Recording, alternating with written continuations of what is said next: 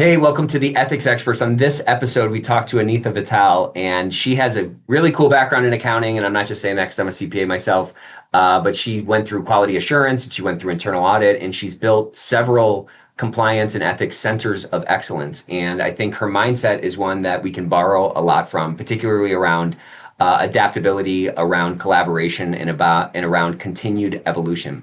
When she talks, listen to how she focuses outward on how she can improve the business and how she can really leverage what's coming down the pike from a technology perspective, or how she can rethink how her department works, or how the impact that she has on her organization can change. I think as we step into this new era, we need to be doing a lot more of that collaboration and a lot more of that sort of servanthood of keeping that end user in mind, because when we can be that strong circulatory system to the organization, we can drive a culture of integrity forward in a much more meaningful and sustainable way. So I hope you enjoy. Welcome to the Ethics Experts, where we're elevating ethics and compliance and HR to the strategic level it's supposed to be. Welcome to the Ethics Experts. How are you? Thank you, Nick. Thank you for having me. I'm delighted to be here. I'm doing very well. How have you been? I've been doing very well myself. I'm excited to get you on and to dive in. We had such a great pre-show call. So before we get into all my questions and stuff, I always love to kind of start with, what was it like growing up for you? What kind of a kid were you? What was your family like? Where did you come from? Because those foundations tend to, persist throughout our lives, Great. Certainly. But before I begin jumping into answering your questions, Nick, I'd just like to call out that all views that I'm sharing today are personal and do not represent my organization.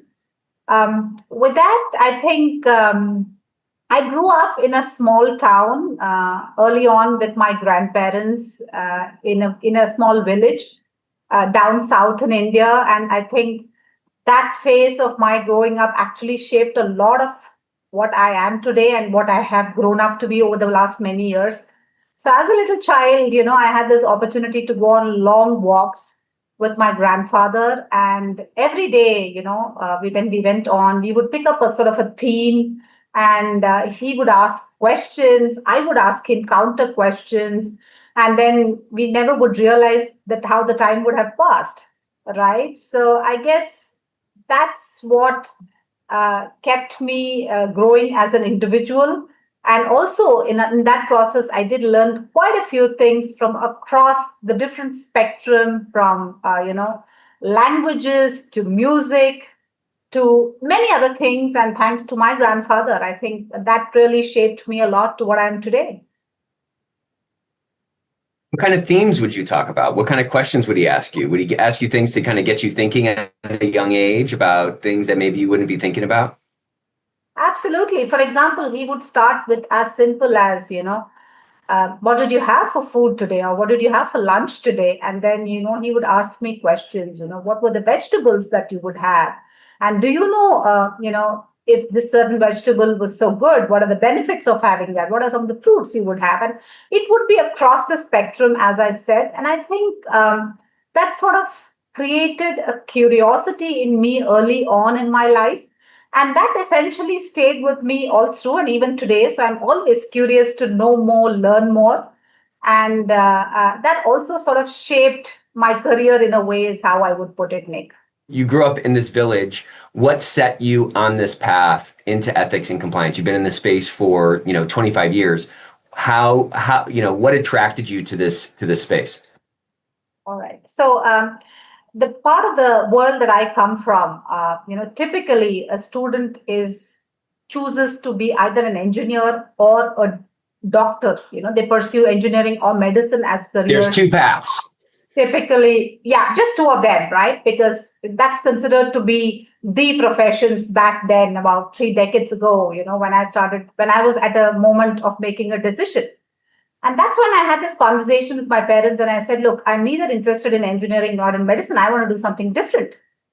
And my father then introduced me to some of his colleagues, who were working with me. And then as part of some of those conversations, I had this opportunity to meet the head of finance of one of the large public sector undertakings in India back then. And then this gentleman would just asked me, what is it that you like to do, Anitha? And my sort of immediate response was, I love to ask questions, right? And then, he used to kind of talk a lot about what are the kind of questions and just have this conversation. And then he was the one who actually suggested to me that probably auditing and accounting is a career that I could think of pursuing, because that's where you kind of get to ask a lot of questions. Right. And of course, I did a lot of, research myself. Of course, we didn't have internet as much as it is today back then, but then I used to read some books, go back and sort of ask some of those people who had actually pursued it. And I think that was really a eureka moment in my life where I made a decision to pursue chartered accountancy, as a profession. And at that point, it was considered to be one of the most challenging programs in India, and we had less than 10% of pass percentage every year. Wow. Of course, people then tell me, are you sure you want to do something this, challenging? And I said, absolutely, because I get to ask questions. And I guess that's where I made up this mind, and I went on to become a chartered accountant. How did you find accounting? Did you like it? Did you like it right off the bat? Was it what kept you in it? Because it's a very challenging field. I came from that field as well. It's a very challenging field. And how did you find that sort of process of learning it? How did you find, did you find it interesting? And what were you kind of focused on? I'm asking that in the context of whenever I'm going through something hard, if I don't have like a goal at the end or like a next move, that time always seems so much more difficult. So what were you kind of, talk to me a little bit about going through that process and that education and what you were kind of latching onto outside of that kept you motivated. Absolutely. So as part of my chartered accountancy curriculum, Nick, we pursue the academic subjects, which included accounting, taxation, auditing, and so on. But along with that, we also do a 3-year internship, right? Which Wow. runs in the sense that you go to work 9 to probably 8 in the evening, then come back home and do your studies, right? That used to be the sort of a schedule for me for almost 3.5 years, as soon as I decided to pursue my chartered accountancy. And as part of this internship, I had the opportunity to really, involve myself in multiple audits, and primarily internal audits. And I think I stuck onto it back then. Since then, that I really wanted to pursue auditing as a career. And of course, I was good at accounting. I loved accounting. I still do. But as a career, this kind of asking questions, and then ability to kind of go and interact with some of the leadership team members of the organization, even at a very young age, actually challenged me. And therefore, I think it was pretty set for me, even during my early internship days, that I would want to pursue a career in internal audits, in audits primarily. And I think that's what drove me to becoming an auditor. And that was my first job as well. So I became an internal auditor in a consulting firm. And then, I had the opportunity to really... How cool to be able to do that. So was it at a consulting firm? Like, was your internship with a consulting firm that was doing audits across the board, or was it at a particular organization? But yeah, it was a different firm. It was one of the largest firms in South India. And then I had the opportunity to actually, join their internal audit function. And Awesome. early, I had this opportunity to really be part of multiple audits in the internal audit space back then. I mean, how interesting to be able to, while you're learning it, also be in the real world, seeing it happen. I mean, in the States, you do all this accounting work, right? You have to go 150 credit hours before you can even sit for your CPA, and it's all just conceptual. It's all just academic. And then you get into the real world and you start to see what those differences are between the theories in the books and like how it's actually done in real life. Yes. I think that was a great experience to actually blend both my academic learning with my experiential on-the-job learning. And that actually evolves you as an individual as well, because early on at 17 or 8, as a 17 or an 18-year-old, you start to meet some of the finance leadership folks of large organizations, large banks, etc. And that sort of shapes you really in terms of and prepares you well in a way for a corporate life ahead of that. So I think that was a great opportunity, and that really helped me to kind of anchor myself to the function that I'd love to always do. So you're doing internal auditing. What was the next step in your career? Great. So I think, yeah, as I told you, I'm always, looking to learn more. And I had a baby, after 3 years of being in the internal audit function. And you know how it is, right? There's so much of travel across, and that's something I was finding it difficult, having a little baby to manage at home and then traveling across the length and breadth of the country. And that's when I said, let me probably take up something which requires less of a travel. And then at that point in time, this was late 1990s, early 2000 is when the technology boom was happening around the world. And so was it happening in India. And we had multiple global capability centers of multinational corporations being opened up in India and specifically in Hyderabad.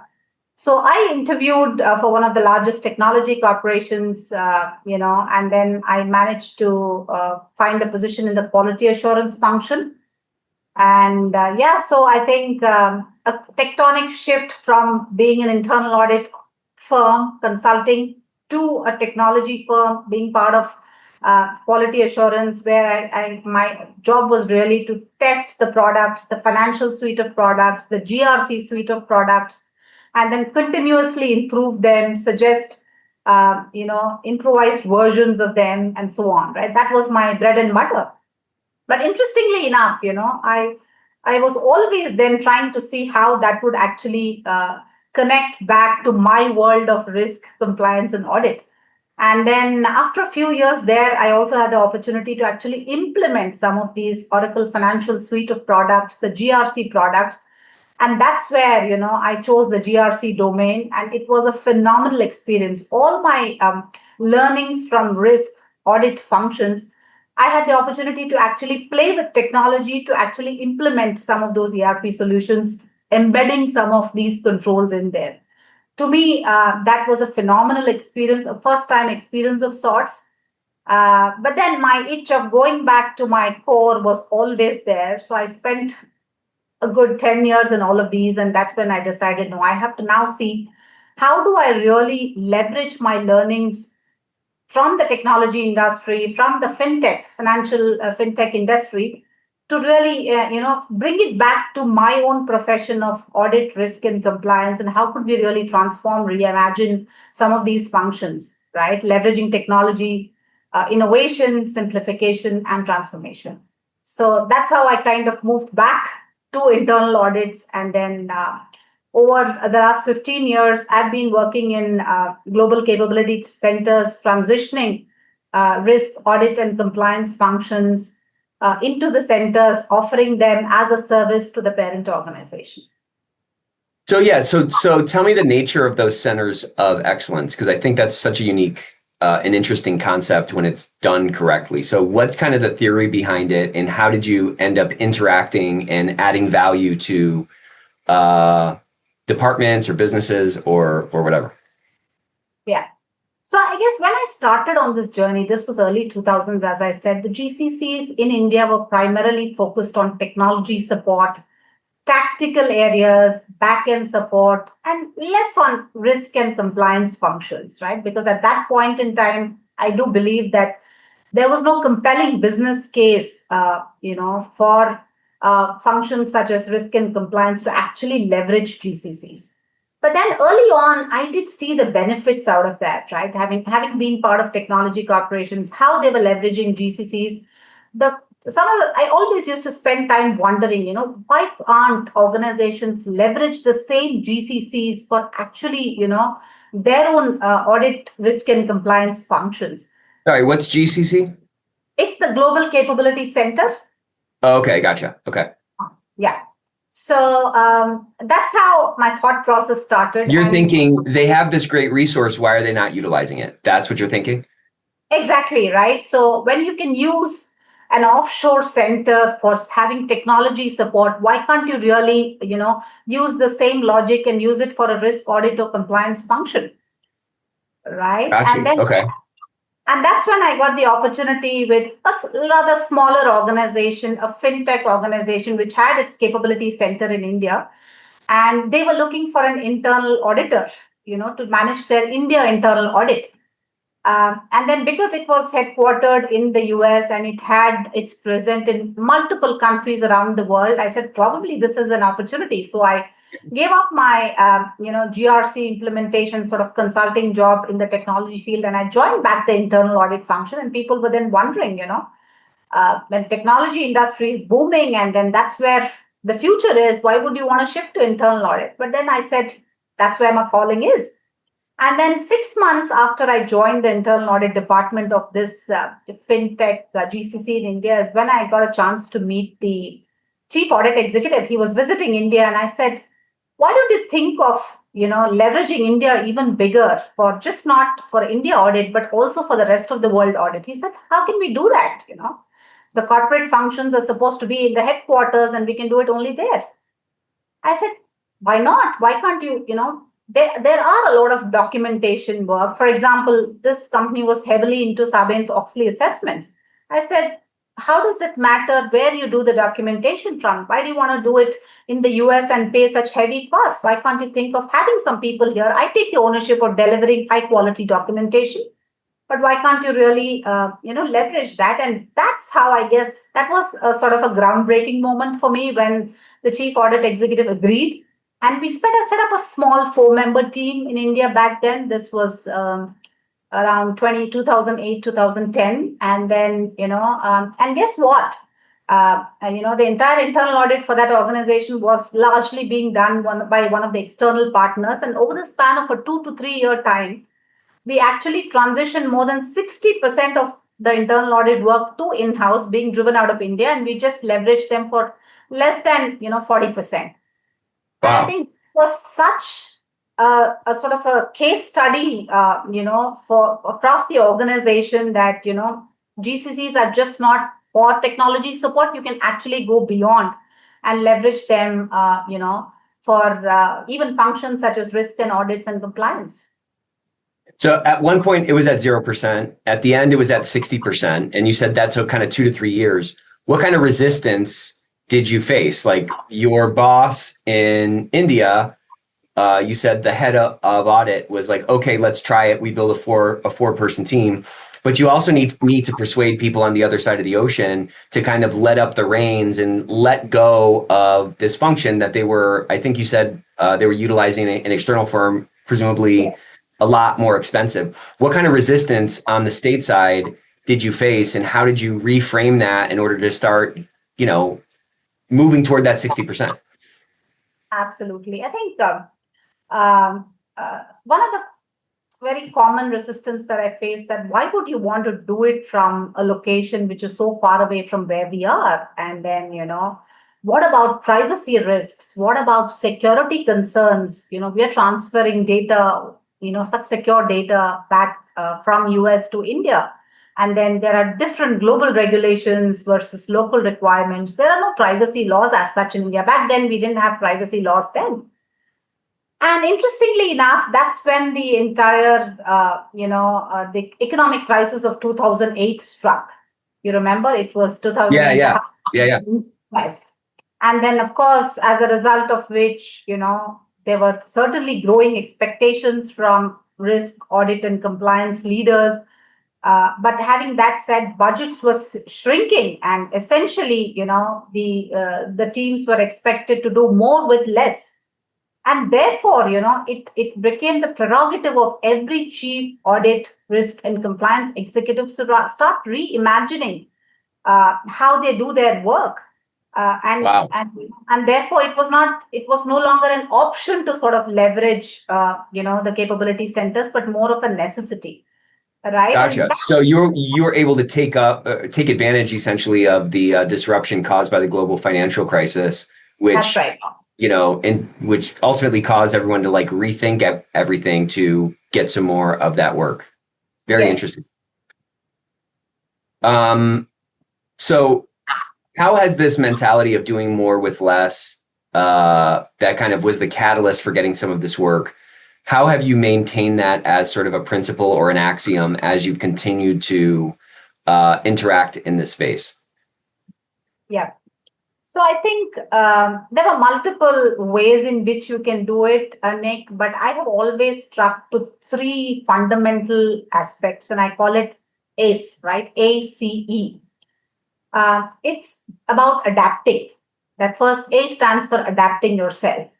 I think staying ahead of the regulatory requirements. I think in the world of risk compliance, the regulatory landscape is forever evolving, right? Right. And you have privacy And it's law. never going backwards, by the way, you know? No, it's never going to be, right? And therefore, and then you're not going to be, sort of blessed with a lot of budgets either, right? So you will have to find out ways of using the same budget or sometimes lesser budget to actually manage these changes by yourself.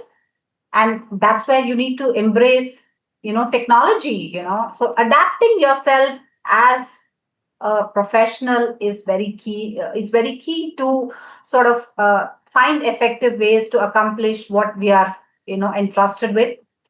Secondly, the C that I talked about, collaboration, right? I mean, as risk and audit professionals, it's very very important for us to actually collaborate with multiple other functions, and stakeholders such as information technology, HR, legal, finance, and I'll tell you why. These functions sit on a gold mine of data, right?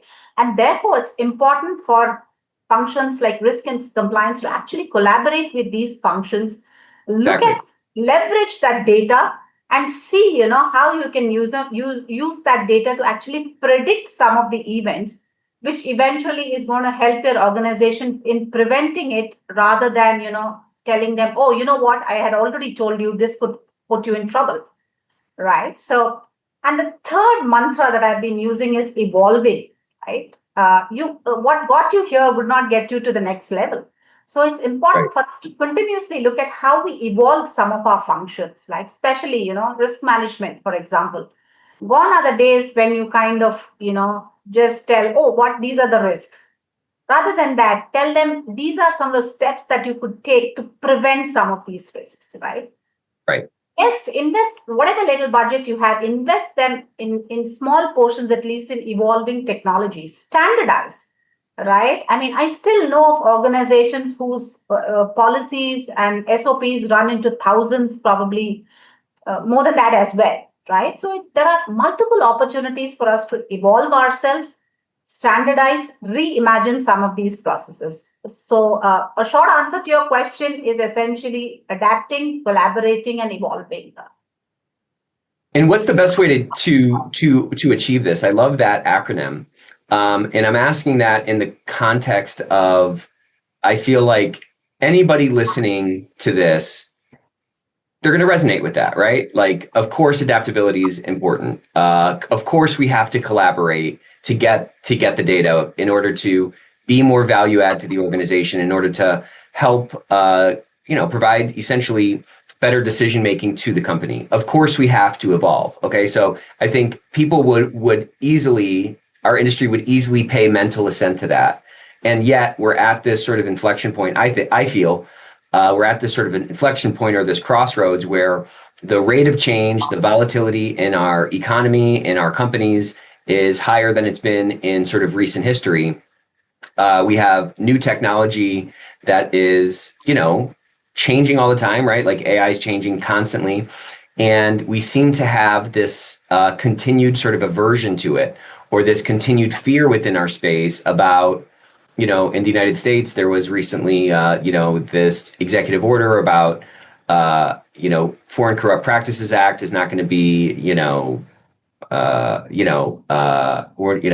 not going to be as big of a deal. That was kind of the message that our space learned.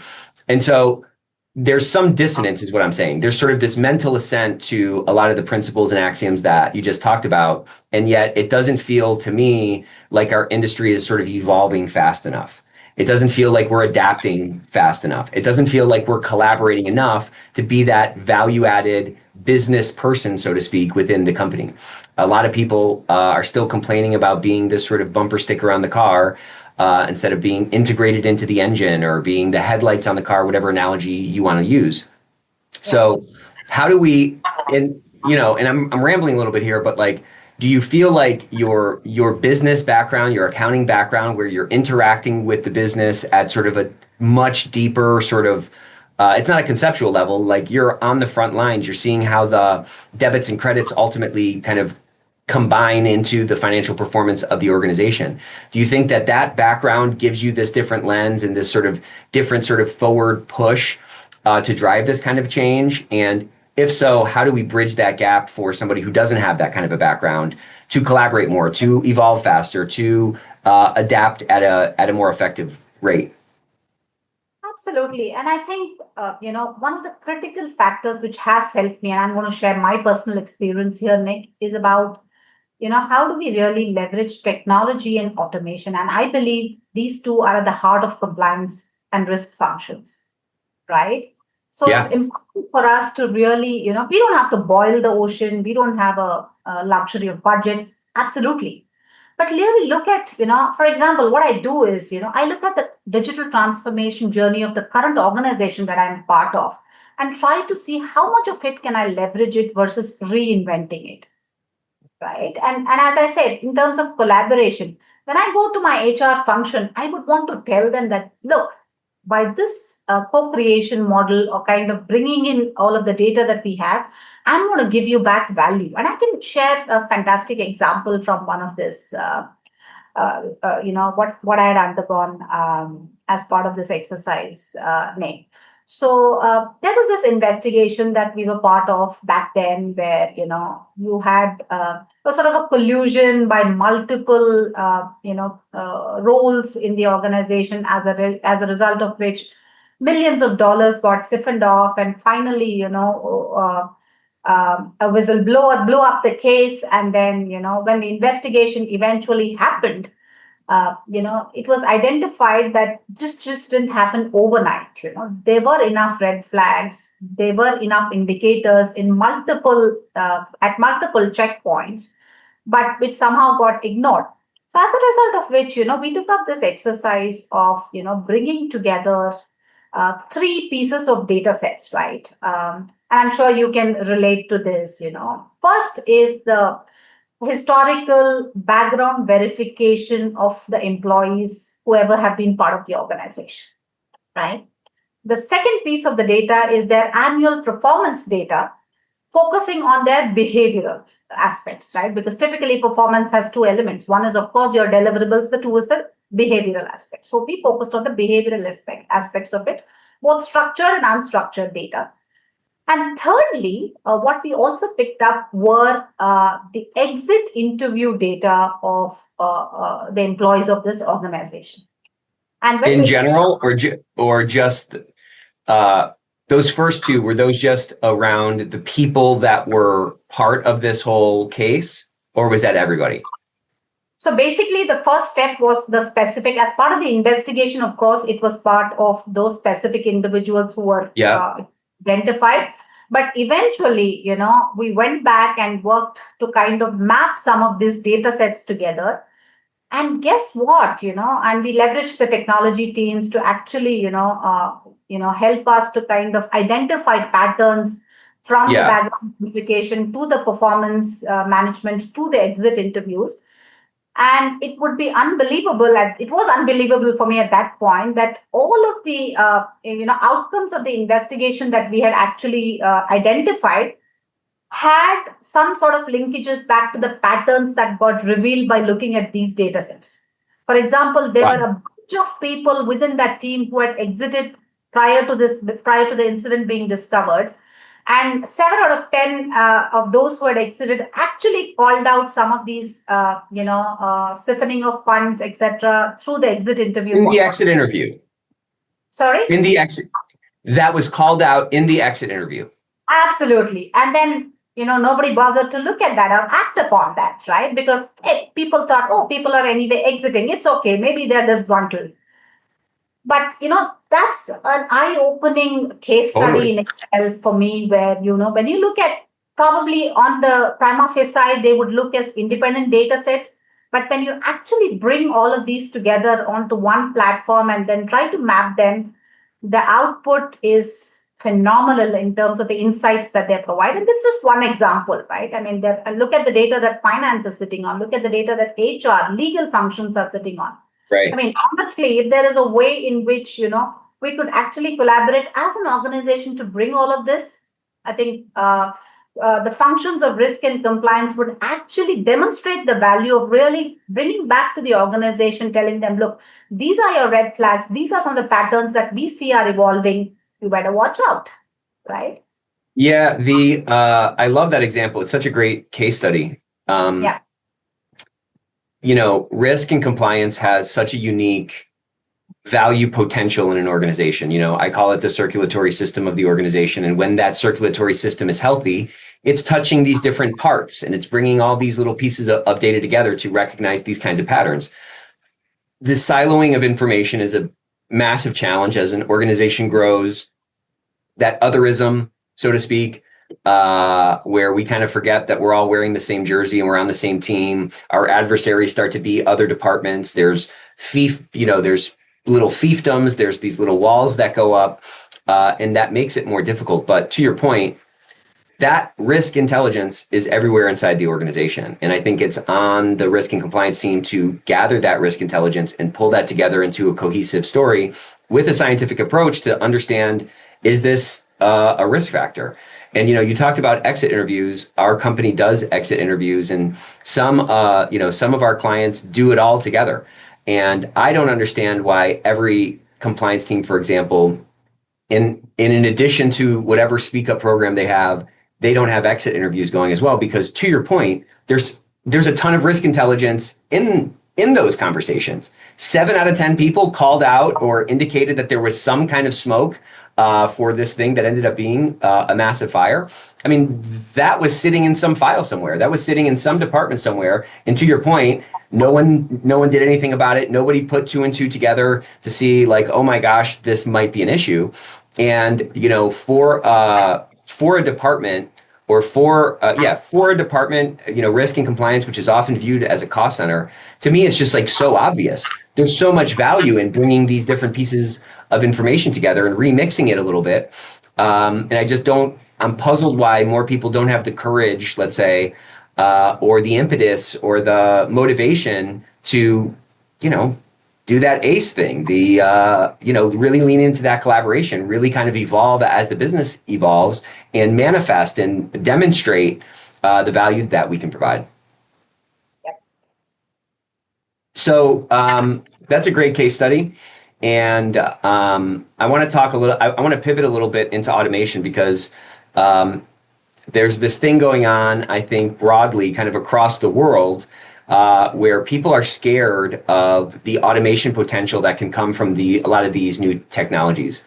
I don't know why they're actually scared. I have some suspicions. I think one reason might be, back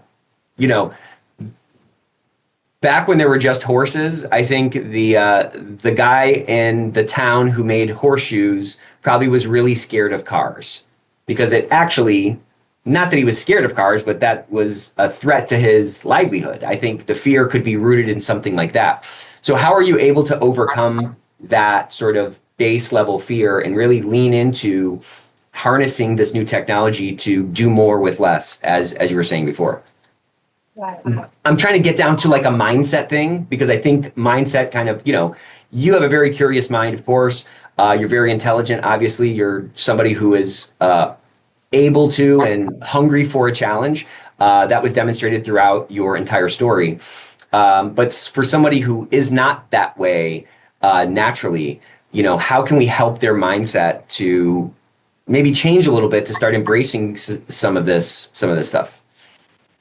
So to your previous point, Nick, I think there is, technology automation causing job losses is just not within the risk and compliance function, right? It's across the board. And I believe this is one of the biggest myths, because I remember many decades ago, As I said, when I chose to pursue, at different points in my career, when I chose to pursue chartered accountancy as a profession, people said, it is technology, it is engineering, which is going to be the future. Why are you doing accounting or why are you doing auditing? Likewise, when I moved from a pure play quality assurance technology role back into audits, they said, why are you doing this? But I can tell you, I think technology is here to help us do our jobs better.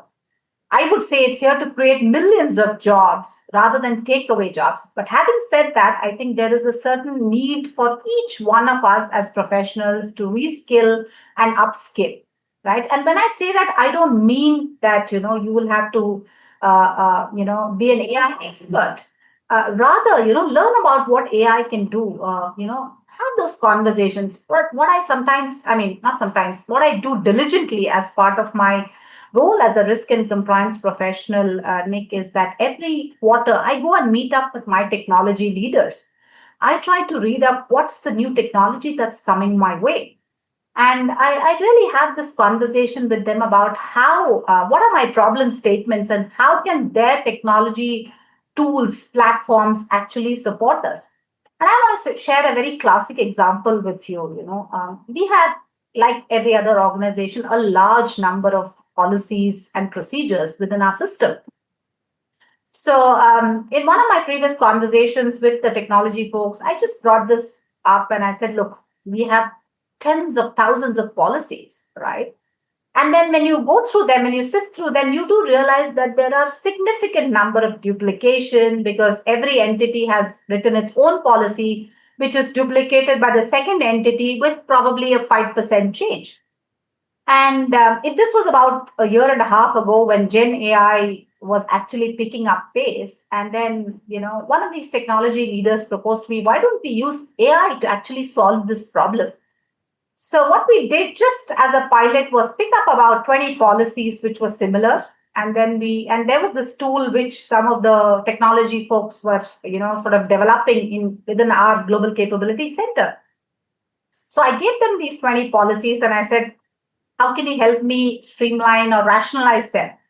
They took about 2 weeks and then they came back to me with a proof of concept and they said, these 20 policies are clustered into 7 groups, each about 2-3 of them having similarities. And within each group, they applied an algorithm to identify what are the commonalities and what are the differences. And interestingly enough, merging those commonalities and identifying those differences in a single merged policy, right? Wow. Which means that imagine if you were to, extrapolate this to the policies which are running into tens of thousands, how simple it could get. Look at the reduction in administrative burden for the entire system in sort of creating those policies, maintaining them, and most importantly, compliance to them. I cannot imagine, organizations complying to tens and thousands of policies, right? So I think these are simple examples through conversations, through really understanding. And I'm not a Gen AI expert anyway, right? I just talk to my technology leaders, tell them, and then give them what they need, and they come up with the solution. So these are examples of really, reskilling or upskilling to me, where you don't have to really get a hang of it completely, be an expert, but just understand what it could offer and see how it could solve their problem. So but there's a drive in you to do that. There's a drive in you to do that research, and there's a drive in you to schedule those things on a quarter by quarter basis. And there's a drive that you have to utilize this technology to solve this problem. That to me is like a true kind of drive for continuous improvement. Is that rooted in just how you're wired as a person, or has the experience you had in sort of general quality assurance and in business in general helped reinforce that kind of drive?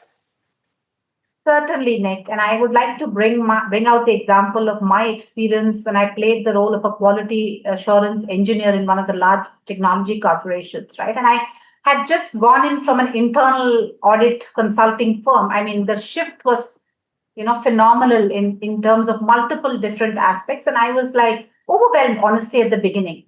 But then as I got myself familiarized into the function and the department, what I observed was, a few things, right, which I thought was really very important for us to, bring it back in a way to functions like risk and compliance. And I would probably think of three of them, right?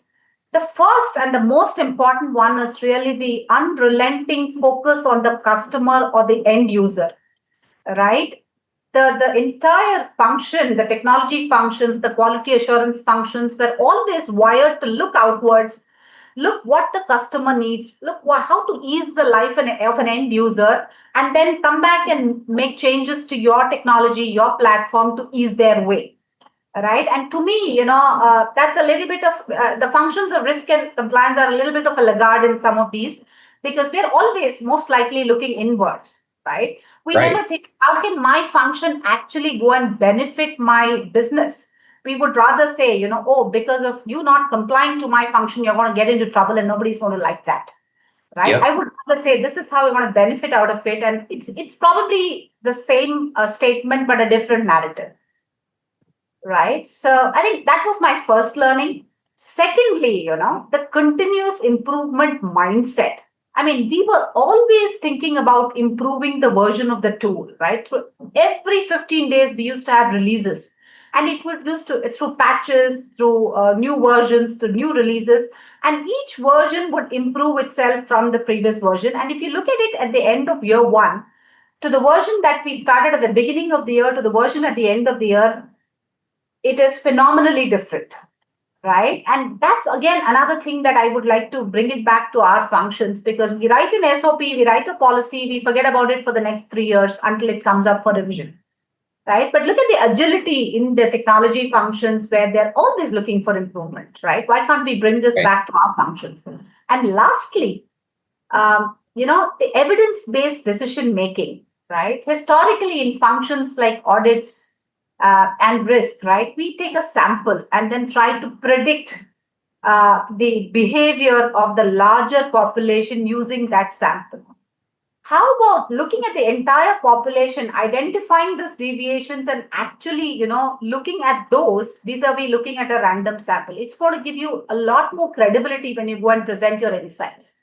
I think Exactly. these three principles have, and then when I bring them back into the functions of risk and compliance, make a humongous difference to how we approach the function as it is. That's great. And there's so much in what you said. We could write a whole book on those last three things that you just talked about. I think that mindset of continuous improvement, that mindset of iteration, that mindset of there's always opportunities to make small tweaks that can many times, and I'm sure you saw this in multiple roles, that a small tweak to an existing system can have an outsized impact on the output that system is generating. So just knowing that and maybe having seen that in this different realm, technology, brings in a new mindset for continued optimization in whatever you're doing. But I really want to circle back to that first thing you talked about, which is that inward versus that outward focus. I think you're dead on. I think you're absolutely right. The number one thing we can do is be better servants. Like, there's so many opportunities that open up for you when you're a servant to the organization, regardless of your position. And when we can move away from this defensible position, which ultimately entails that and causes that we have that inward sort of self-preservation defensive posture, which doesn't allow us to engage with open eyes and open hands, so to speak, with the rest of the organization in the most effective way. When we can move beyond that, we start to see a lot of different opportunities. We start to get access to collaborate more. We start to see, new ways that a tweak to something that existing can help our organization, our department, and then ultimately our organization, evolve in a more meaningful way. So I love that kind of mentality. And I think as we step into this new era in ethics and compliance, my hope is that more conversations with people like you who are living out these kind of values or living out these kind of tenets on a day-to-day basis, I hope that can, infect everybody. Like, we all need to be infected with that kind of mindset and mentality because, like, we are only scratching the surface on the impact that a strong ethics and compliance function or industry can have on the broader, global economy. Yep, certainly. So as we get close to wrapping up here, I always love to end with this question. If you could go back in time and you could find a younger version of yourself, what is some advice you wish you could give her? What's a piece of advice you wish you had sooner that, man, if you had that, you'd be in a totally different place or your impact could have been multiplied? Great question, Nick. And I think probably one thing that I would always tell myself is, take it easy. I mean, when you're into something, it's like it's all the time you're under pressure to do it, right? But when you're outside of it, when you look back, you would always sort of look at it probably differently. And then as a professional, to me, I think, changing the narrative from, what can go wrong. I was always, in the early years of my career, tell my leaders, you know what, if you do this, you're going to go to jail, right? If I want to flip that, and I would say probably if I had that opportunity back then, I would say, here are ways how you could prevent them from going wrong, right? I mean, this change of narrative from what can go wrong to how can we prevent from going wrong, to me is something that I've learned today, but I wish I had done that probably 2 decades ago. That's there's a little bit of nuance in, at the surface that advice doesn't make sense, but when you dive into it, it makes a lot of sense and it's very transformative. Not to say what could go wrong, but how can we kind of make this go right? Or how can we prevent something from going wrong? The former sort of presupposes that thing going wrong is an inevitability, whereas the latter knows that there's many different paths up the mountain and there's many different ways to kind of make something work. And I think, again, when we can do that, we can bring a lot more agility to the business. I think, man, I just love that. I love that. Thank you so much for joining us today. This was a lot of fun. And where can people find you? Where can people learn some more about you? I'm reachable over LinkedIn, and also, I can share my personal mail ID should somebody want to learn something more than always happy to share. Well, thank you so much for joining us on the Ethics Experts. This was really a lot of fun. We'll see you next time. Thank you so much, Nick, for having me on your expert podcast.